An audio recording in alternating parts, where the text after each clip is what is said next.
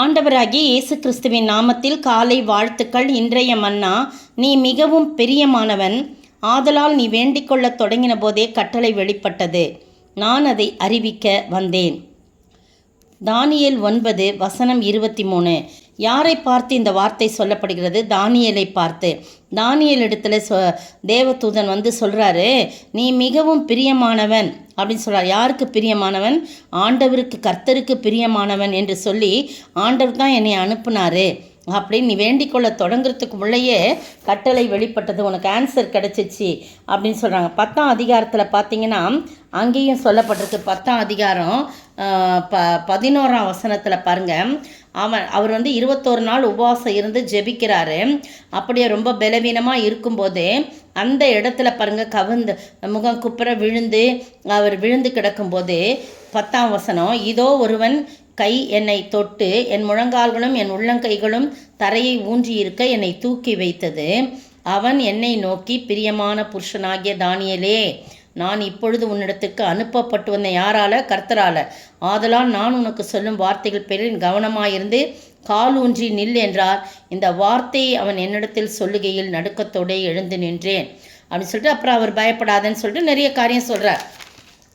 அடுத்தது பார்த்தீங்கன்னா அதே அதிகாரம் 19ஆம் வசனத்தில் பாருங்கள், பிரியமான புருஷனே, அப்பொழுது மனுஷ ரூபமான ஒருவன் திரும்ப என்னை தொட்டு என்னை திடப்படுத்தி, பிரியமான புருஷனே பயப்படாதே, உனக்கு சமாதானம் உண்டாவதாக, திடன்கொள் என்றான்.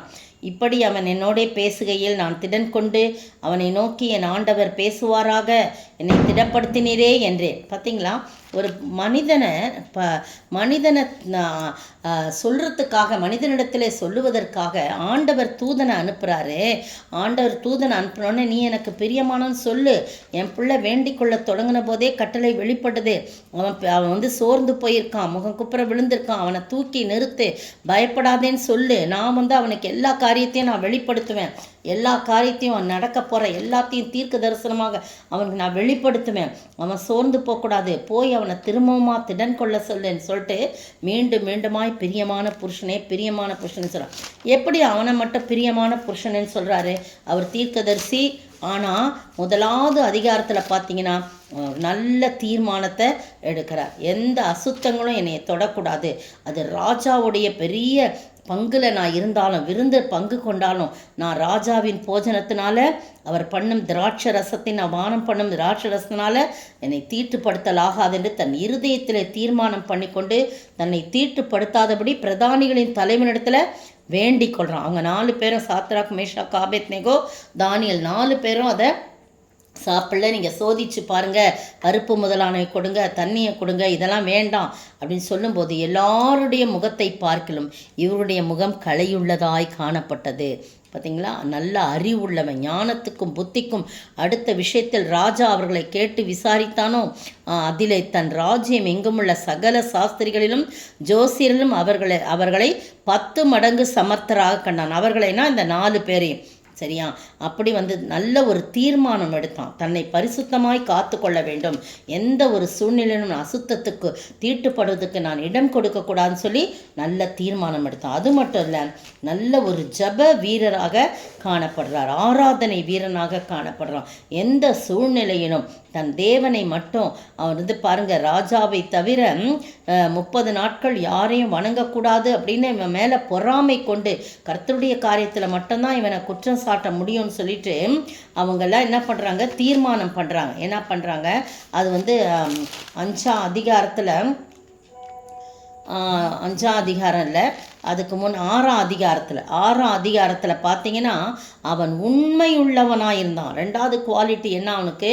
அவன் உண்மையுள்ளவனாக இருந்தபடினால் அவன் மேல் சுமத்த யாதொரு குற்றமும் குறைவும் காணப்படவில்லைன்னு 4ஆம் வசனத்தில் சொல்லப்படுது. அதனால் வேத விஷயத்தில் மட்டும்தான் குற்றம் கண்டுபிடிக்க முடியும். வேத விஷயத்துலலாம் குற்றம் படுத்தும் முகாந்தரத்தை கண்டுபிடித்தாலொழிய அவனை வேறொன்றிலும் குற்றப்படுத்தும் முகாந்தரத்தை கண்டுபிடிக்க முடியாது, தேவனை பற்றிய வேத விஷயத்தில். அதுக்கு தான் இந்த மாதிரி என்ன பண்ணுறாங்க, 30 நாள் வரை ராஜாவை வணங்கணும்னு சொல்லி எல்லாம் முத்திரையெல்லாம் போட்டு தாக்கீது செய்யப்பட்டாச்சு பிரமாணத்தை எழுதி.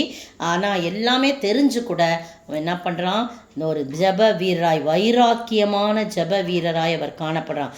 என்ன ஆனாலும் பரவாயில்ல, நான் என் வழக்கத்தை மாற்றிக்க மாட்டேன், என் ஆண்டவரை தவிர நான் யாரையும் வணங்க மாட்டேன்னு சொல்லி தன் தேவனுக்கு முன்பாக முழங்காட்படியிட்டு ஜபம் பண்ணி ஸ்தோத்திரம் செலுத்தினான்.